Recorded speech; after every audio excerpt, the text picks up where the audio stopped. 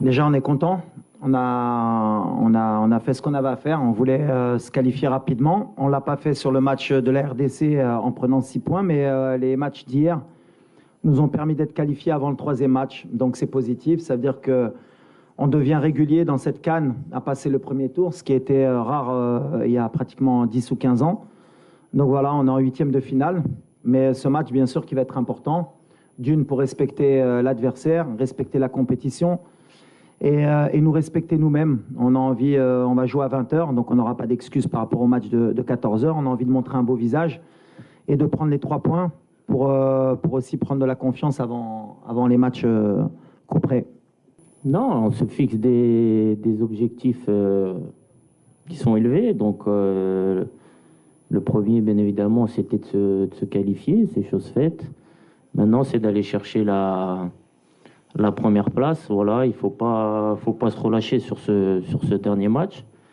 Voilà, il faut rester compétitif. Et puis il y a d'autres équipes qui sont pas encore qualifiées. Donc il faut respecter ça aussi. Donc il faut jouer le jeu à fond. Mais voilà, nous on a notre objectif personnel qui est de finir premier. Donc plus important, c'est de faire un très bon match et de prendre les 3 points pour finir à la première place. Bon, on va faire un mixte. Non, on a toujours la même mentalité. Cette compétition 4 fois, encore hier, on voit des surprises.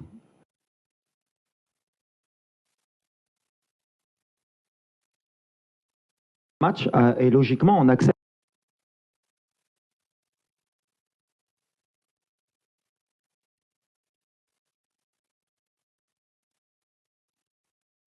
Il y a encore des gens qui vont jouer leur vie sur le dernier match. Nous, alhamdoulilah, on a déjà cette sécurité. Avant, on jouait jusqu'au 3e match pour se qualifier. Ça veut dire que les joueurs, ils ont fait le travail. Après, ce 2e match, on n'est pas satisfait parce qu'on pense qu'on avait fait le plus dur en marquant et qu'en deuxième mi-temps, on n'a pas été à notre niveau. Mais avec l'honnêteté, je pense que jouer ce match à 14 h, il était injouable pour personne.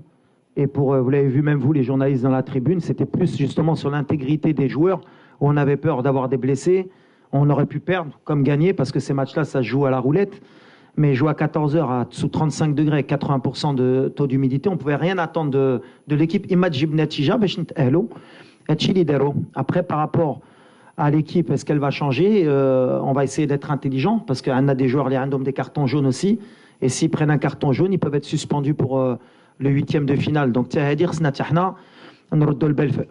et j'ai confiance aussi en mon groupe, c'est pour que tout le monde puisse donner quelque chose. Et la Zambie, bien sûr qu'on va les respecter. C'est une équipe parce qu'elle a besoin de se qualifier, donc ça va pas être un match facile.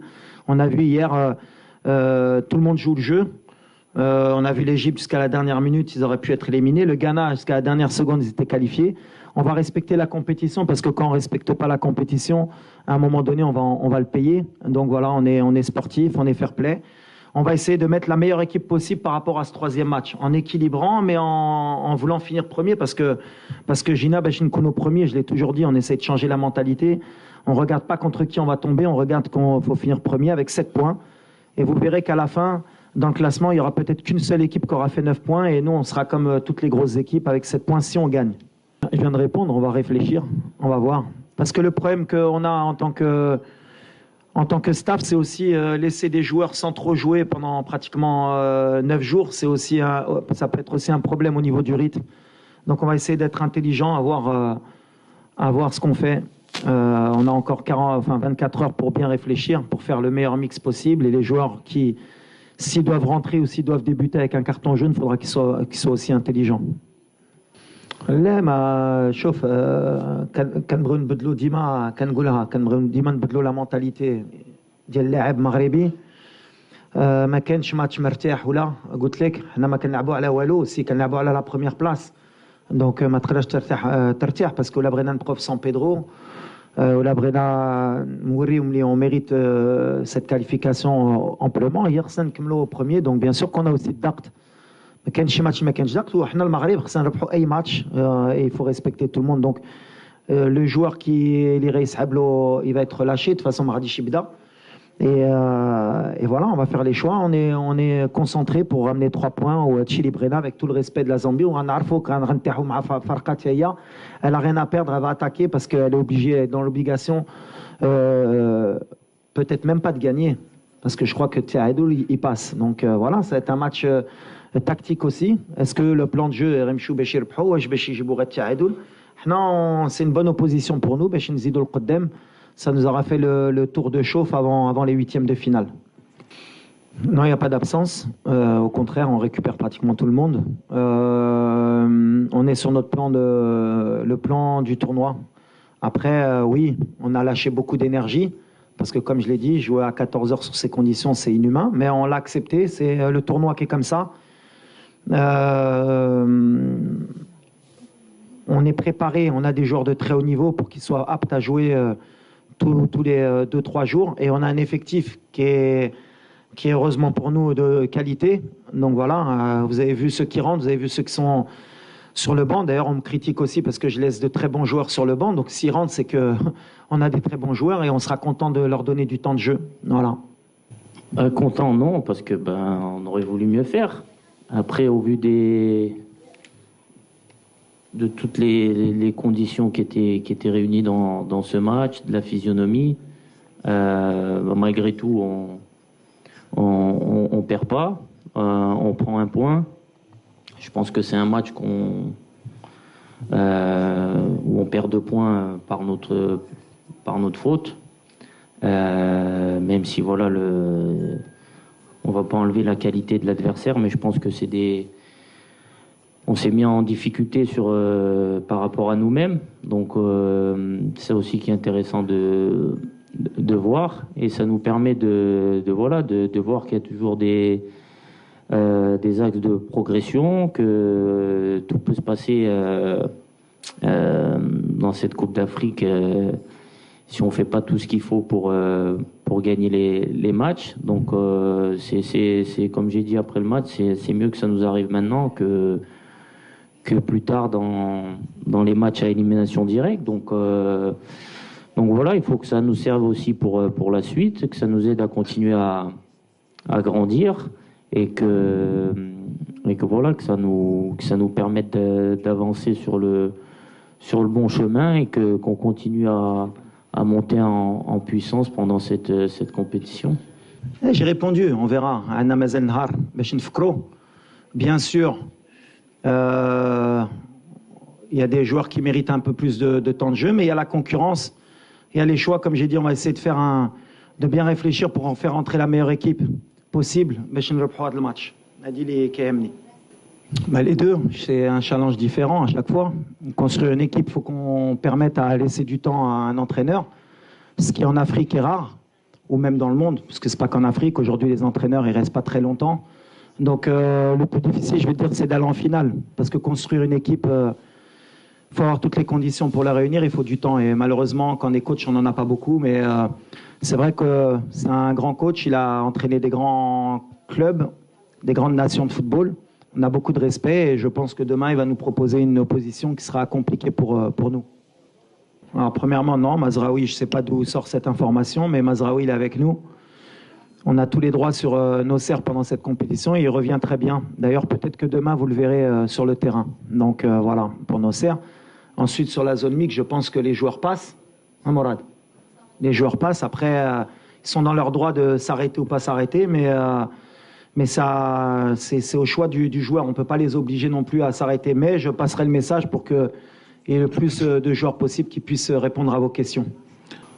Déjà, je pense qu'on en a fait un peu trop, parce que mine de rien, des échauffourées comme ça en fin de match, ça existe pratiquement tout le temps dans le football. La dernière Coupe du Monde, je m'en rappelle, il y avait un Pays-Bas-Argentine, et je pense que c'était pire que ça. On n'en a pas fait autant. Je pense qu'il n'y a pas eu de coup de donné, il y a eu juste des séparations, il y a eu peut-être des tirages entre certains joueurs, mais comme on a dit, c'était peut-être dû à la tension, à la chaleur, à l'envie de gagner. Mais c'est vrai que cette polémique pendant 48 heures, elle a été, je pense, un peu trop exagérée de toutes parts. Mais ça ne va pas nous affecter. Je pense que ça affectera personne. C'est un match de football. Ça s'est bien terminé à la fin. Il y a eu le respect entre les coachs, entre les joueurs. On se connaît. Et ce qui est dommage, et c'est bien que vous me demandez, c'est ce qui s'est passé après le match. De pouvoir avoir voulu me ramener dans un débat comme quoi j'avais eu des propos racistes. Je pense que c'est honteux, tout simplement. Et je défendrai mon image jusqu'au bout parce que c'est pas celle que je donne depuis de nombreuses années et c'est pas celle que je veux qu'on me donne. Malheureusement, avec les réseaux sociaux, avec ce qui se passe dans le monde, avec la haine qu'il peut avoir des deux côtés, parce que bon, j'ai reçu des messages, moi aussi racistes, des messages de mort, mais je pense que le joueur, malheureusement, lui aussi peut-être de son côté. Ça montre qu'on est dans des extrémités pour des matchs de football et c'est honteux et c'est pas possible. Mais ça montre aussi qu'en Afrique encore, à la Coupe du Monde, on était tous ensemble, on représentait l'Afrique et malheureusement, quand il y a une compétition comme la Coupe d'Afrique, dès qu'il y a des oppositions de style, on essaye de ramener ou à la couleur de peau, ou à la religion, ou à d'autres choses. Il faut qu'on évolue si on veut que notre continent progresse. Il faut qu'on soit honnête avec nous-mêmes si on veut qu'on avance. Mais vous ne tomberez jamais sur quelqu'un qui va attiser le feu. Il y a eu des choses qui se sont dites après le match qui sont irréelles, et je le répète, et moi-même j'ai demandé à être entendu par la CAF. Voilà, j'ai jamais eu insulté le joueur, qu'il le veuille ou pas. C'est pas dans mon éducation, ça n'a jamais été dans ce que je fais. Ce que j'ai fait après le match, je le fais tout le temps, serrer la main de l'entraîneur, de l'arbitre et des joueurs. Peut-être, malheureusement, quand je lui ai serré la main et qu'il ne me regardait pas dans les yeux, j'aurais dû laisser passer. Mais moi, j'ai cette éducation et toujours ce moment où j'aime bien qu'on me regarde. Peut-être qu'il y avait un peu de tension. Lui, il ne l'a pas accepté. C'est comme ça, mais c'est le football. Ce que j'ai appris de ça, c'est que la prochaine fois, j'irai serrer la main de l'entraîneur et de l'arbitre et je me mêlerai plus des joueurs. C'est comme ça, mais ça m'a déçu parce que ça touche plutôt ma famille. Quand vous êtes quelqu'un qui combattait ce genre de choses toute votre vie et qu'en face, c'est une parole contre une parole et en plus le joueur, malheureusement, parce qu'il faut aussi le défendre, c'est que dans son interview, jamais il a parlé de racisme. Jamais. Mais c'est là qu'on voit que la société, elle est malade. À partir du moment où il a dit, il a eu des mots que je ne peux pas répéter, ils sont partis tout de suite sur une couleur différente, donc il a dû dire quelque chose de raciste. Et ça s'est envenimé, que ce soit du côté congolais ou marocain. Et il y a des gens qui sont mauvais des deux côtés. Malheureusement, c'est l'être humain. Moi, je suis là pour calmer les choses. Il ne s'est rien passé de plus que d'une échauffourée d'une fin de match. Un joueur frustré, un entraîneur frustré. C'est terminé pour moi. Place au football, on se concentre. Il y a une CAN, c'est une fête. C'est une des meilleures CAN peut-être de l'histoire. On continue à avancer. Mais malheureusement, je condamne les messages que peut-être il a reçus, mais je condamne aussi les miens parce que les 48 heures qu'ont passé mes proches, c'est un peu moyen. Non, comme j'ai dit juste avant, le match, on perd les 2 points de notre à cause de nous, parce que sur ce qui fait notre force, normalement, on a été un peu plus défaillant, notamment en deuxième mi-temps, notamment les deuxièmes ballons. Voilà, on était moins compact qu'à l'accoutumée. Donc, on donne de l'espace aux adversaires, on les fait prendre confiance. Donc, voilà. Après, est-ce que l'aspect physique par rapport à la chaleur, ça a joué? J'ai envie de dire que j'espère que c'est le cas. Autrement dit, ça veut dire que voilà, ce match était très compliqué d'un point de vue physique par rapport au fait de jouer à 14 heures. Voilà, parce qu'après, les joueurs, voilà, nous sur le terrain, je pense que personne n'a triché. L'état d'esprit, il est bon. Quand on voit les données GPS d'après-match, on voit que tout le monde a couru, tout le monde a fait les efforts à haute intensité. Mais voilà, après, il faut pas se cacher derrière des excuses, mais c'est vrai que c'était très très compliqué. Donc voilà, ça va nous servir aussi, comme j'ai dit, à grandir par la suite, de savoir que quand il y a des matchs avec autant de chaleur, autant d'humidité, qu'il faut qu'on soit peut-être un peu plus intelligent, qu'on fasse un peu plus preuve d'expérience, de maturité dans le jeu. On aimerait bien marquer à chaque fois peut-être 2, 3, 4 buts, comme ça a été le premier match.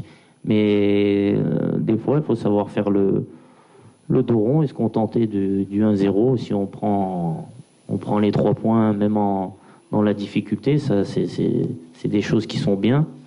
Donc ça va nous servir. Et pour la deuxième question, ben écoutez, bon voilà, je pense qu'en tant que capitaine, c'est normal que je m'arrête. Bon, je ne vais pas m'arrêter pour tout le monde parce que sinon ça va être long, mais au moins pour 2-3 questions, peu importe que ça soit après un bon ou un mauvais résultat. Donc vous faites aussi votre métier, donc c'est normal. Après, voilà, il faut comprendre aussi les joueurs de temps en temps, la frustration. Vous avez vu la physionomie du match, c'était compliqué. On est des compétiteurs, on a envie de gagner, donc il y a de la déception des fois. Donc voilà, j'espère que le prochain match, il y aura plus de joueurs qui s'arrêteront. Et comme ça, peut-être que moi, ça me permettra de répondre à moins de questions aussi. C'est pas forcément voulu, mais par l'obligation des choses, on a des joueurs de talent côté droit qui se complètent très bien entre Asdine, Achraf et Hakim. Ils ont des habitudes. Ça a été le côté fort aussi à la Coupe du Monde. Maintenant, c'est vrai que ça fait 1 an, on aurait voulu plus développer ce côté gauche, mais avec les absences pendant toute l'année qu'on a eu entre Bouffal, entre Mazraoui, entre plein de choses où on a essayé Mazraoui au milieu, on n'a pas eu le temps de faire progresser cette animation à gauche. C'est un combat qu'on a pour pouvoir avoir plus de certitude, qu'on puisse attaquer des 2 côtés. Mais après, en même temps, quand vous avez ce genre de joueur, forcément, le ballon, il est attiré de ce côté-là. Maintenant, il faut qu'on arrive à trouver le juste milieu pour que ce ne soit pas non plus une problématique pour l'équipe de vouloir toujours attaquer de ce côté-là. Ouais, bon, par rapport à la compétition, bien sûr, Akhtar Kantaoulouhna, Akhtar, il y a de la frustration parce que Katpra flottel, on est en concentration, il fait chaud, mais alhamdoulilah, on est dans de très bonnes conditions. La fédération nous a mis les moyens, on est dans un cadre idéal, et honnêtement, je pense que ça aide aussi dans la bonne ambiance de l'équipe. Donc voilà, mais on est venu en mission, c'est ce que je dis. Donc de toute façon, même si on était dans d'autres conditions, c'est pareil pour tout le monde, on est concentré, on veut aller le plus loin possible. Donc voilà, ça fait partie du challenge aussi de vivre en groupe, de savoir gérer ce temps. On espère que les familles, comme promis, elles viendront si on va le plus loin possible, Inch'Allah. Après, c'est compliqué pour certains, mais voilà. Après, sur le rôle de Selim, c'est vrai que c'est un des joueurs, je pense, qui est sous-coté, qui est beaucoup critiqué, et c'est injuste, parce qu'avec Selim, on ne perd pas beaucoup de matchs sur le terrain. C'est quelqu'un qui équilibre notre équipe. Alors bien sûr que, comme je le dis, sur Football Manager, sur PlayStation, moi aussi, je voudrais mettre 10 attaquants. Mais le football, malheureusement, c'est pas comme ça. C'est pas mettre que des techniciens et ça va aller. Il faut des porteurs d'eau.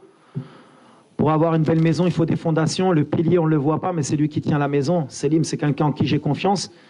Et dans notre équilibre, surtout dans le jeu africain, et dans l'équilibre de notre milieu de terrain, justement, et de notre ligne offensive, on a besoin d'un joueur comme Selim. Maintenant, des joueurs comme Amir, ils sont en train de progresser. Il a fait une vraie préparation. Saïbari, c'est un autre style. Ça peut être sur un autre style de match aussi. Et après, c'est à moi de faire les choix par rapport au contexte.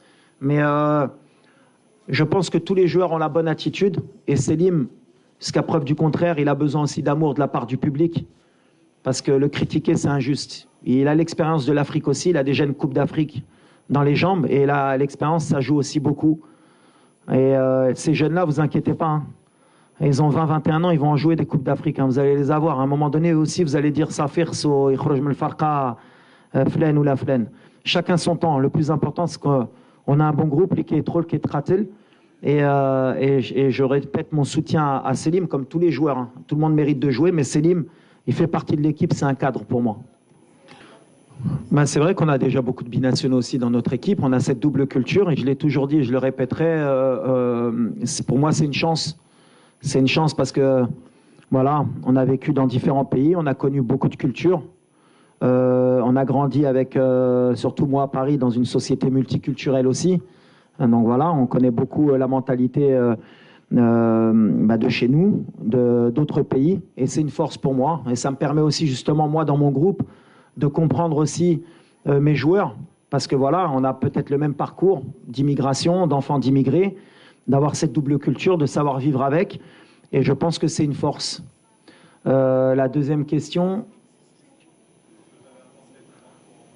Ouais, mais en tant que coach, ben, déjà moi j'ai eu la chance d'avoir fait mes gammes en France. Voilà, on connaît le système français sur la formation, sur le côté tactique. J'ai eu la chance aussi d'évoluer en Espagne où ça m'a aussi donné d'autres idées de jeu, d'autres moyens aussi de voir le football. Voilà, j'essaye de prendre le meilleur des deux côtés de mon côté footballistique. Et puis j'ai eu la chance aussi d'entraîner surtout au Maroc où j'ai aussi pris l'expérience du jeu africain et de la Botola qui m'a appris aussi à gérer beaucoup de choses. Donc on va dire que je suis un peu multifonction. Mais comme j'ai dit par rapport à mes origines, c'est aussi une force pour moi d'avoir connu ma formation en Europe et d'avoir grandi en tant qu'entraîneur en Afrique. Non, la préparation des Mziane, la compétition qui a déjà au mois de janvier. On est en été ici, on est en hiver en Europe. L'hiver, mais chez Woulfo, il leur faut aussi un temps d'adaptation. C'est pas comme au Qatar où on est arrivé, les températures avec les stades aussi climatisés à Ounona. Donc voilà, on est sur de l'adaptation aussi. Et c'est pas une excuse au Ran Aouda. On cherche pas d'excuses. Le match à 14h, bien sûr, qui nous a fait mal. Mais malgré ça, je retiens toujours le positif, c'est que même quand on est moyen, même quand on ne propose pas ce que vous attendez, on ne perd pas. On est solide contre des équipes qui ont envie de nous battre et qui sont surmotivées. Ça veut dire qu'on grandit en tant qu'équipe. Mais la stratégie, elle est simple. À partir de maintenant, Inch'Allah, on n'a que des finales. On a un effectif qui est préparé. On a envie d'aller le plus loin possible. Et Brennan Farho, Chiab Dialna, on est en mission, Kanaouda. On est en mission, on va donner le maximum. En tout cas, nous, on ne va pas tricher. Et les joueurs, Ligue Romain, le match du Congo, ils n'ont pas triché. On n'a pas été bons, mais ils n'ont pas triché. Les courses, l'attitude, Mikachofo, le retour de Ziyech, Mikachofo Drey, qui va se les crampes, qui va se le match, l'envie à la fin, parce que même s'il les échauffourés, ce n'est pas une belle image dans le fond, mais ça veut dire qu'il le résultat des deux côtés, ça veut dire qu'on est motivé. Et c'est ce que je voulais donner à cette équipe. On n'est pas venu en vacances dans cette CAN. On a envie aussi de rentrer dans l'histoire. On va donner le maximum avec tout le monde, mais en respectant tout le monde. Mais les conditions, elles sont différentes qu'à la Coupe du Monde, bien sûr. Elles sont différentes et on va s'adapter. Merci beaucoup, merci cher confrère, merci coach. Merci et on se retrouvera demain. Bonne chance. Merci, ça marche.